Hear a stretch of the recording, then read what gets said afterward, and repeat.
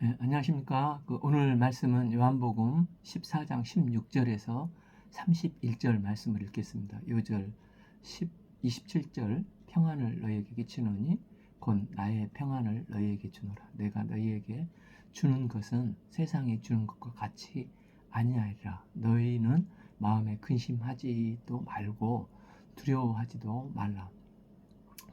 14장은 예수님께서 십자가를 앞에 두시고 마지막 고별 설교라 할 수 있는데 위로의 메시지로 가득 차 있습니다. 예수님은 이 고별 설교를 통해서 예수님은 십자가를 지나 그들을 떠나시지만 그 떠남을 통해서 그들이 누리게 될 유익과 복이 무엇인지를 하나하나 설명해 주시면서 제자들을 위로하고 계십니다. 16. 내가 아버지께 구하겠으니 그가 또 다른 보혜사를 너희에게 주사 영원토록 너희와 함께 있게 하리니. 여기서 보혜사는 한자로 보호할 보, 은혜해, 스승사로 보혜사 말 자체가 은혜로운 보호자, 은혜로운 스승이라는 뜻으로 이 보혜사 성령을 보내주신다는 것입니다. 우리는 우리에게 보내주신 첫 번째 보혜사는 예수님이십니다. 요한 1서 2장 1절 나의 자녀들아 내가 이것을 너희에게 쓰면 너희로 죄를 범하지 않게 하려 함이라. 만일 누가 죄를 범하여도 아버지 앞에서 우리에게 대언자가 있으니 곧 의로우신 예수 그리스도시니라. 여기서 대언자가 보혜사와 같은 헬라어 단어입니다. 예수 그리스도는 우리의 보혜사가 되셔서 우리를 보호하시고 보전하시고 우리의 스승이 되는 보혜사 예수님께서 이제 십자가를 지나 떠나시고 이제 또 다른 보혜사 성령을 우리에게 보내주신다고 말씀을 하십니다.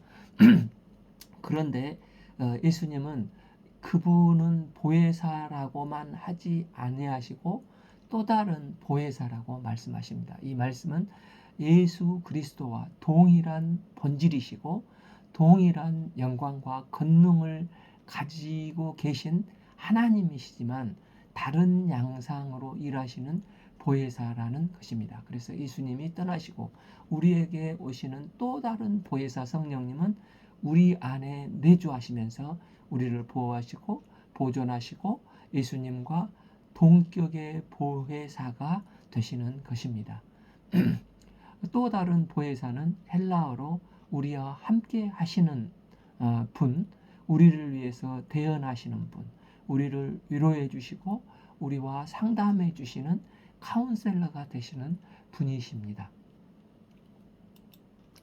내가 아버지께 구하겠으니 그가 또 다른 보혜사를 너희에게 주사 영원토록 너희와 함께 있게 하리니. 이 말씀을 통해 볼 때 성자 하나님이신 예수님께서 성부 하나님께 구하시고 이때 성부 하나님은 보혜사 성령님을 세상으로 보내시는 것을 통해 삼위일체의 하나님을 인지하게 됩니다. 우리가 예수님을 믿게 된 것도 단적으로 말해서 보혜사 성령님의 은혜요 그분의 도우심 덕분입니다. 때문에 사람이 아무리 똑똑하고 유능하고 수양을 많이 해도 성령님의 도우심이 없이는 결코 거듭나 구원받을 수 없는 것입니다.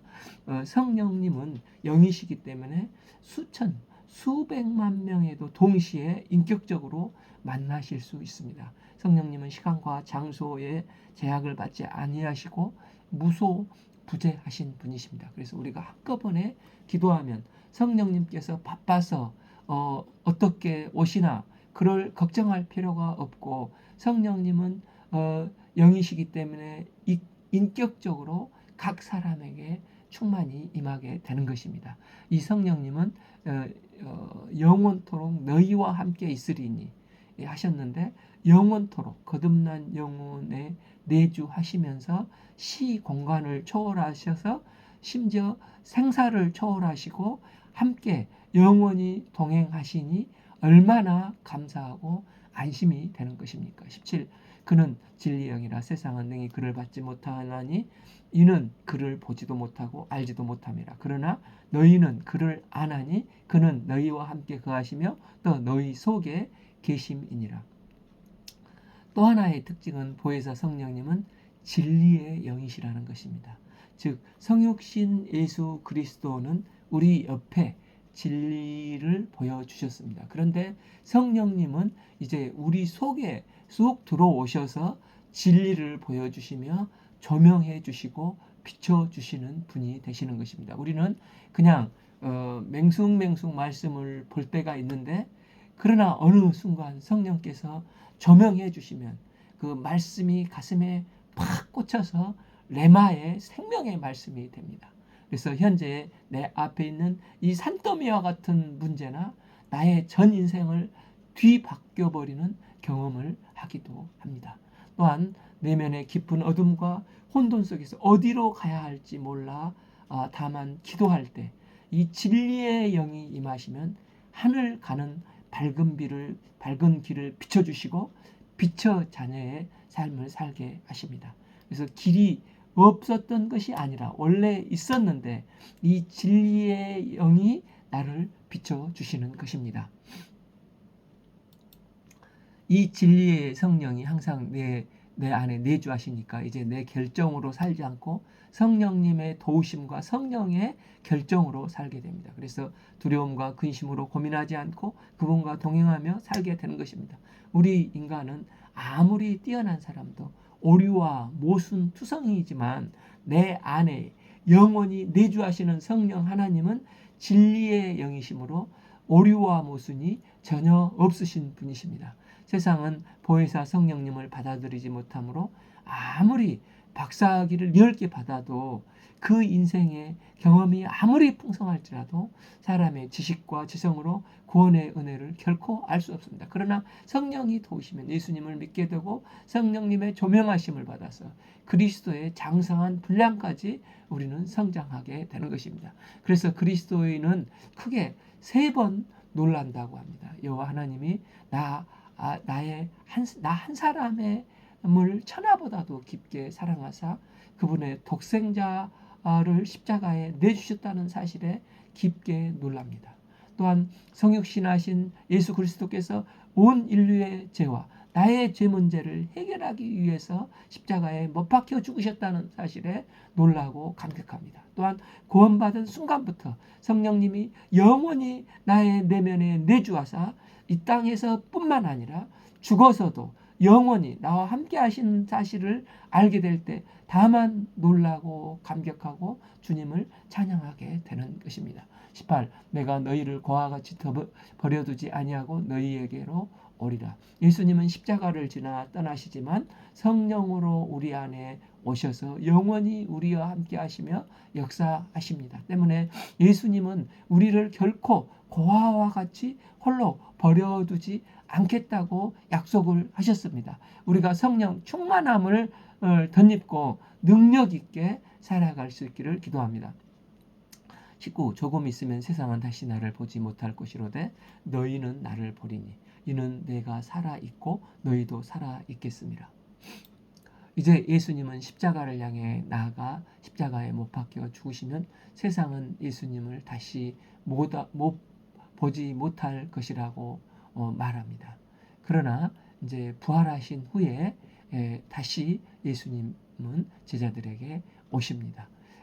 그날에 내가 아버지 안에 너희가 내 안에 내가 너희 안에 있는 것을 너희가 알리라. 여기서 그날에는 십자가를 지나 부활하신 뒤 사도행전의 오순절 보혜사 성령이 강림하실 때를 말합니다. 이때 성령님의 은혜가 임하게 된다는 것입니다. 성령이 임할 때 예수님이 하나님 안에 계시듯 우리는 예수님 안에 예수님이 우리 안에 거하시는 은혜가 충만히 이루어지게 되는 것입니다. 그 포도나무에서 가지가 떨어져 나가면 곧 말라 비틀어져 버립니다. 그러나 가지가 그 포도나무에 붙어 있으면 많은 열매를 맺지 않습니까? 우리는 참 포도나무 되시는 하나님께 붙어 있어서 영양분을 넘치도록 공급받게 되고 풍성한 성령의 열매를 맺는 삶을 살게 되는 것입니다.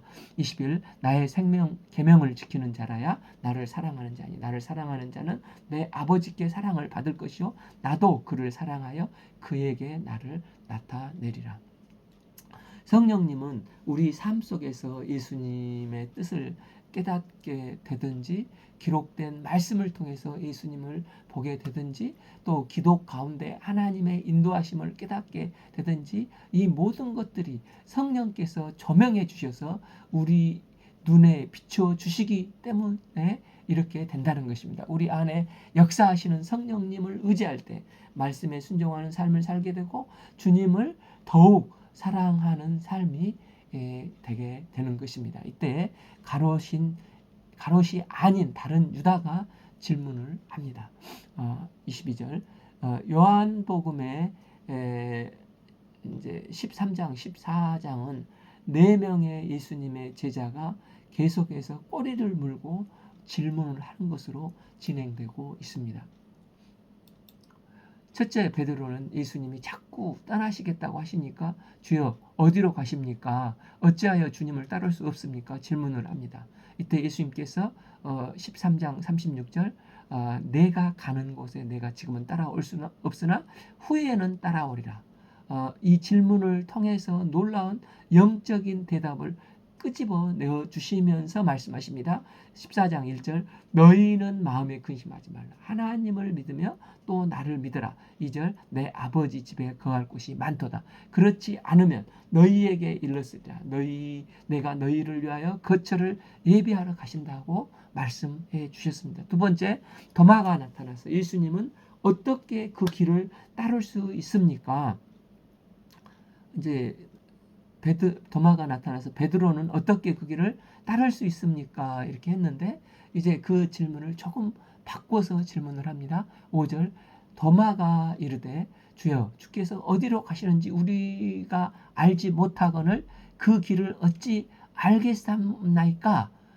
이때 주님은 그 유명한 말씀을 하십니다. 6절 예수께서 이르시되 내가 곧 길이요 진리요 생명이니 나로 말미암지 않고는 아버지께로 올 자가 없느니라 말씀을 주십니다. 또 세 번째 이제 빌립이 등장해서 주여 그렇다면 하나님 아버지를 우리에게 보여주시옵소서.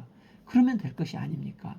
이 질문을 또 예수님께서 받으시자마자 9절에 빌립아 내가 이렇게 오래 너희와 함께 있으되 내가 나를 알지 못하느냐?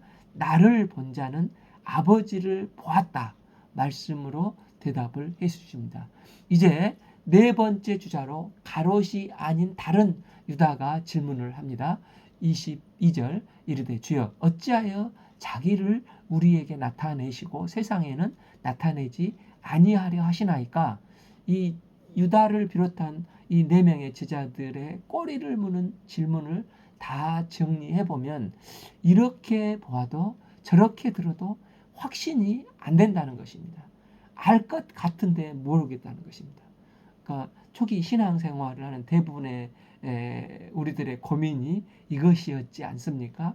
매주 설교를 듣고 기도를 따라 하는데 뭔가 알 것 같기는 하는데 결정적으로 안 뚫리는 것 같고 기도해도 또 모르겠고 오락가락 하는 것입니다.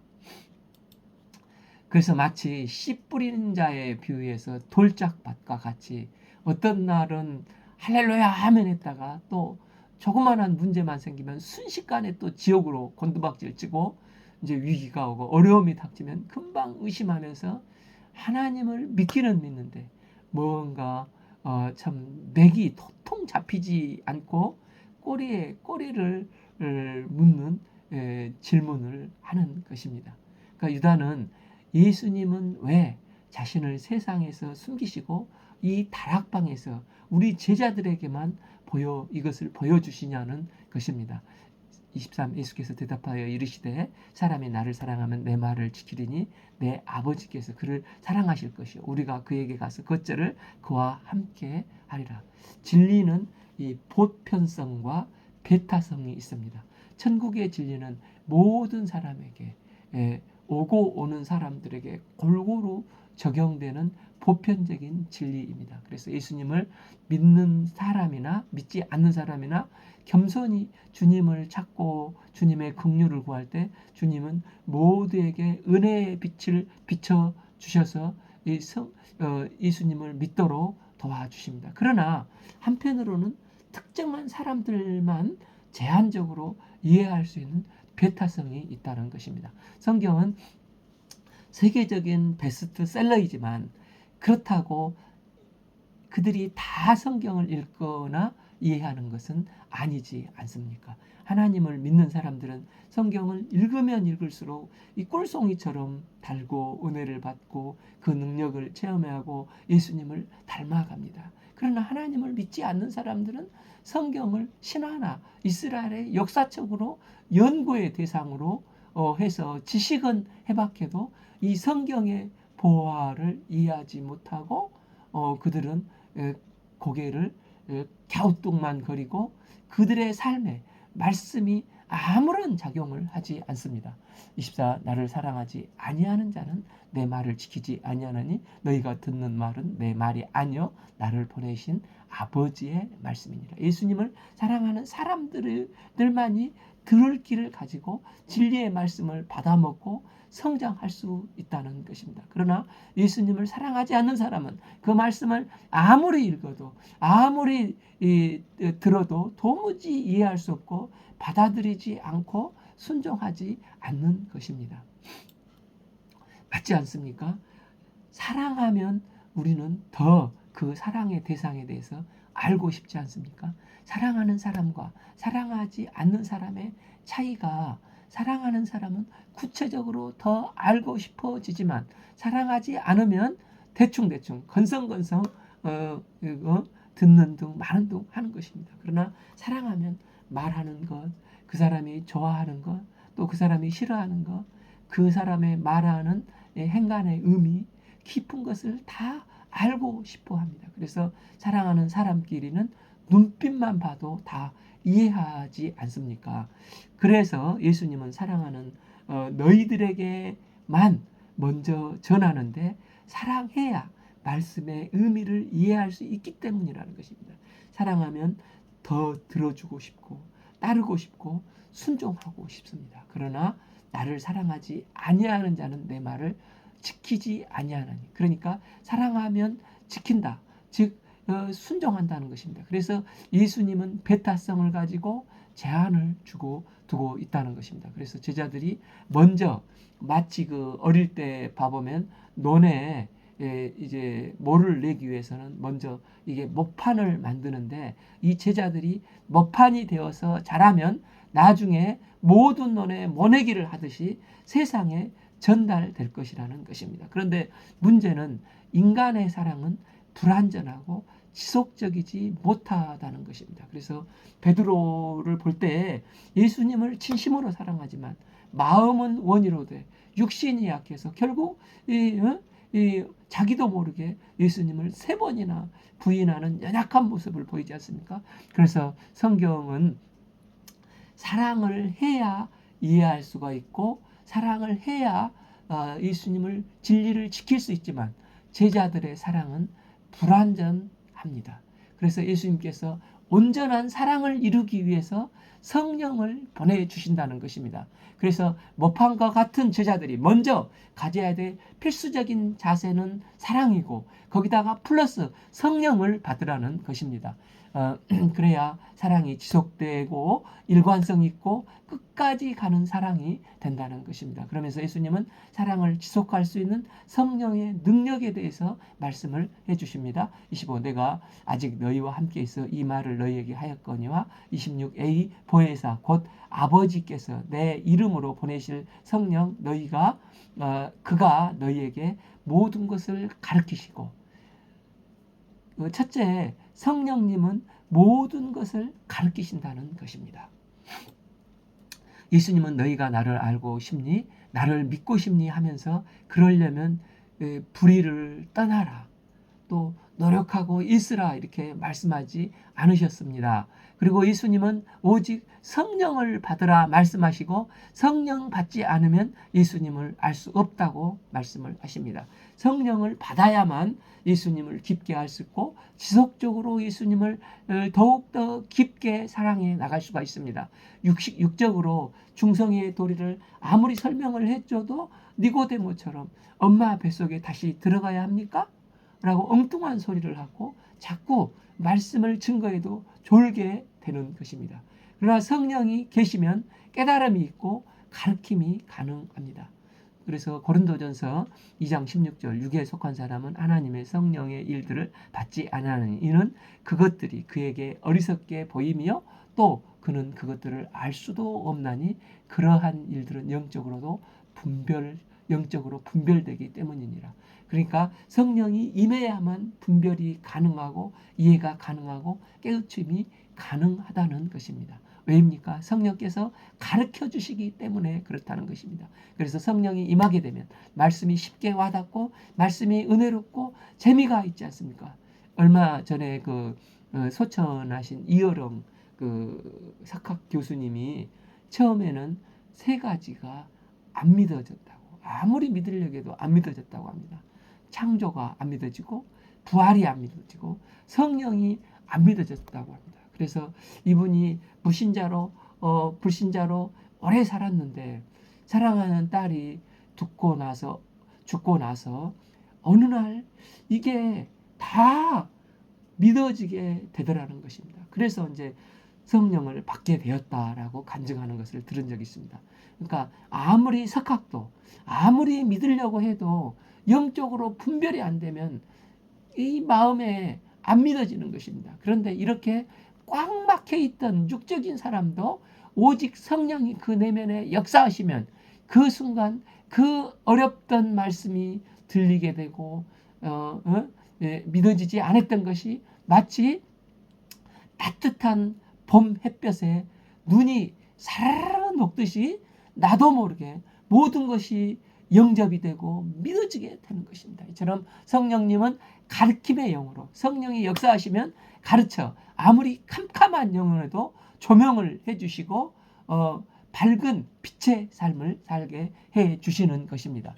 둘째, 성령님은 26절 B 내가 너희에게 말한 모든 것을 생각나게 하시리라. 성령님은 이미 가르침 받은 것을 생각나게 하시는 영이십니다.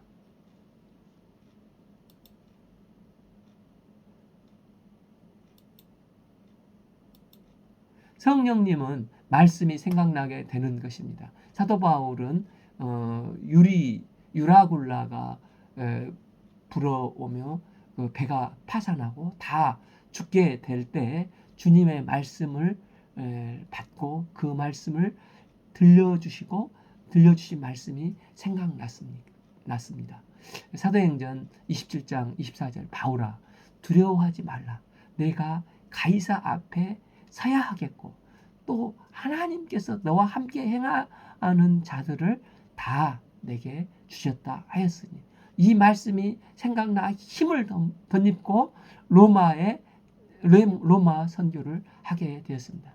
또한 이 말씀이 저에게도 성령께서 생각나게 하셔서 한치 앞을 볼 수 없는 인생의 유리굴라 속에서 새 힘을 덧입게 해주셨고 반드시 가이사 앞에 서야 하리라 말씀을 주셨습니다. 이 말씀을 붙잡고 살 때 제가 전반 끝나고 후반을 준비하는 안식년 기간 재래시장에서 5년 안식년을 가지게 하시고 다시 이 말씀대로 내 인생의 후반 선교에 쓰임받게 해주시고 계십니다. 이처럼 성령님은 우리 삶의 위기의 순간마다 구원의 은혜를 생각나게 하시고 또 말씀이 생각나게 하사 능히 승리하게 하십니다. 제가 지난 설에 몇십 년 만에 처음으로 초등학교 동창 모임에 참석했는데 우리 동네 윗동네에 사는 한 친구가 권사님이 되어 있었습니다. 우리 윗동네에 살던 그 친구가 말하기를 자기는 어릴 적 그 오빠들 따라서 우리 동네까지 내려와서 주일학교에 잠시 저학년에 다녔었는데 그때 이제 그 주일학교에서 예수 사랑하시는 찬양을 많이 불렀는데 이제 교회 안 다니고 중년이 되어서 험한 세상을 살다가 이제 자살하고 싶은 마음이 들 때가 있었다고 합니다. 근데 갑자기 그때 어릴 적 불렀던 예수 사랑하심은 이 찬송가가 자기도 모르게 자기 입에서 흥얼거리는 것을 보면서 깜짝 놀랐다는 것입니다. 그래서 그날부로 그는 집 부근에 있는 교회를 나가게 돼서 예수님을 만나고 지금은 권사가 되었다는 말을 했습니다. 이처럼 성령님은 생각나게 하시는 것입니다. 지난주에 이제 7, 8년 안 나왔던 이제 지금은 대학 교수를 하고 있는 자매가 있는데 스스로 교회에 돌아와서 함께 예배를 드리면서 여전히 나를 위해서 기도해 줘서 고맙다. 예수님이 참 생각이 나서 왔는데 정말 예수님의 품이 너무나 평안하다고 눈물을 글썽였습니다. 그녀에게 성령께서 지난날 은혜를 생각나게 하신 것입니다. 이처럼 성령님은 생각나게 하시는 영이십니다. 요한복음 12장 16절 제자들은 처음에 이 일을 깨닫지 못하였다가 예수께서 옆에 계셨는데도 제자들은 깨닫지 못했습니다. 예수님께서 영광을 얻으신 후에야 그래서 또 다른 보혜사가 오신 후에야 그것이 예수께 대하여 기록된 것임과 사람들이 예수께 이같이 한 것임을 생각났더라. 예수께서 그 새끼 나귀를 타고 예루살렘에 입성하셨습니다. 마치 슈렉처럼 폼 안 나시게 귀뚱귀뚱 하시면서 예루살렘에 입성을 하신 것입니다. 그러나 그때는 몰랐는데 성령께서 생각나게 하셔서 그때 왜 그렇게 하셨는지를 보니까 기록된 말씀을 성취하기 위함과 예수님이 평화의 왕으로 명확하게 드러내기 위함이라는 것이 생각났다는 것입니다.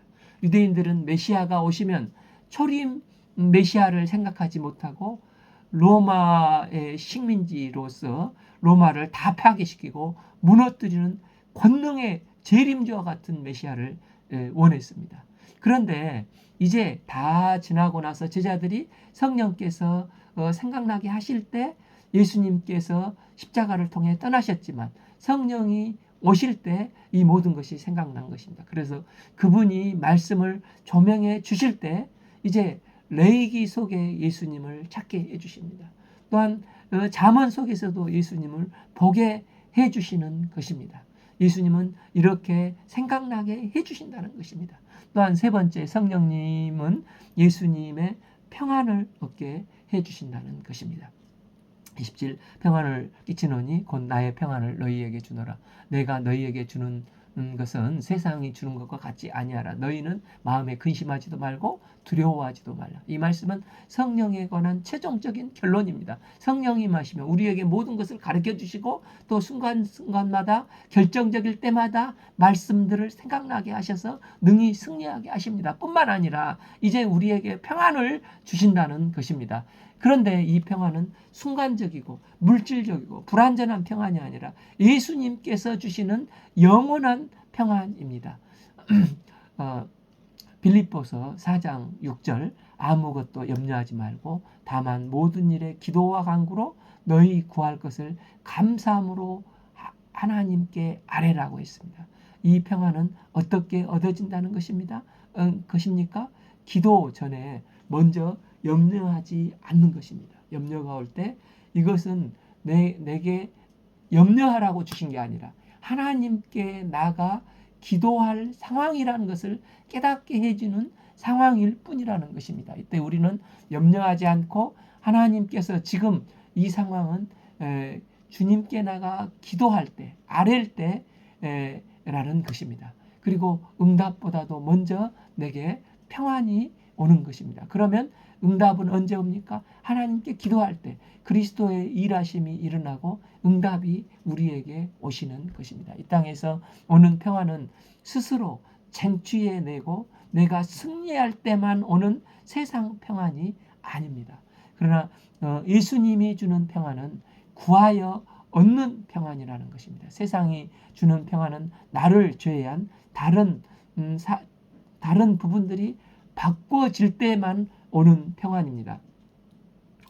그러나 그러니까 그러면서 나는 결코 변하지 않고 내 주위의 환경, 내 아내나 내 친구나 자녀나 내 주변이 바꿔야만 세상 평안은 옵니다. 그런데 예수님이 주는 평안은 주변이 바뀌지도 않고 오는 평안입니다. 이는 하늘로부터 내 마음의 변화로부터 이제 내 마음에 임하여 내 마음이 변화로부터 오는 평안이기 때문에 그렇습니다.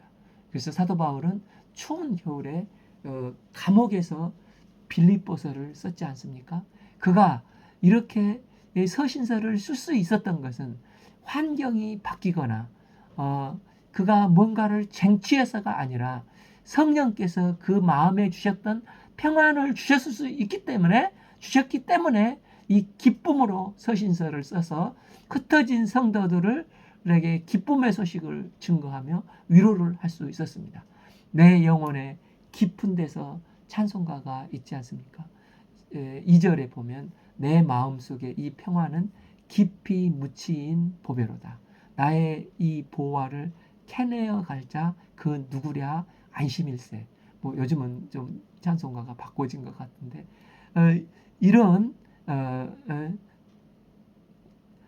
주님이 주시는 이 평안은 아무도 캐 갈 수 없는 나의 깊은 심령 깊은 곳에서 흘러나와 넘치는 것이기 때문에 어떤 환경에도 빼앗기지 않고 안심할 수 있다고 고백을 하는 것입니다. 성령님께서 이 평안을 우리에게 주시는 것입니다. 28. 내가 갔다 너희에게 온다 하는 말을 너희가 들었나니 나를 사랑하였다면 내가 아버지께로 감을 기뻐하였으리라. 아버지는 나보다 크심이니라. 예수님이 가시면 보혜사 성령께서 오시기 때문에 제자들은 예수님의 십자가를 지나 아버지께로 가시는 것을 슬퍼하지 않고 기뻐할 수 있습니다. 29. 이제 일어나 하기 전에 너희에게 말한 것은 일이 일어날 때에 너희로 믿게 하려 함이라. 예수께서 이 말씀을 미리 말씀하시는 것은 예수님이 고난 당하실 때 제자들로 하여금 시험을 들지 않고 믿게 하려 하심입니다. 32 이후에는